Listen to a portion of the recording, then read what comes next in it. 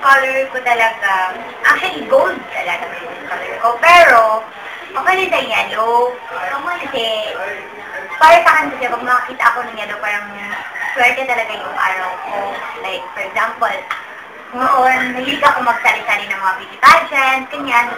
Every time na parang sumasali ako ng swimming, ganyan, naka-yellow talaga ako kasi swerte yun, talagang lucky color ko siya. So, sobrang favorite color ko talaga yung yellow.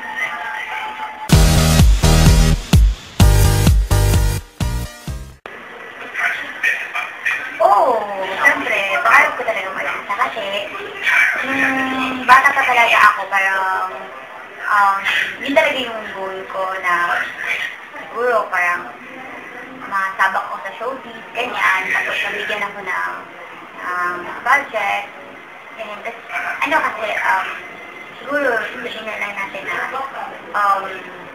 idol ko kasi si mama before, kasi mama ko kasi before, parang kinuha siya ng talent manager, but then hindi siya pumayag kasi lolo ko, sobrang strict. So, ayun, parang ako yung nagpatuloy sa pangarap niya na magiging artista.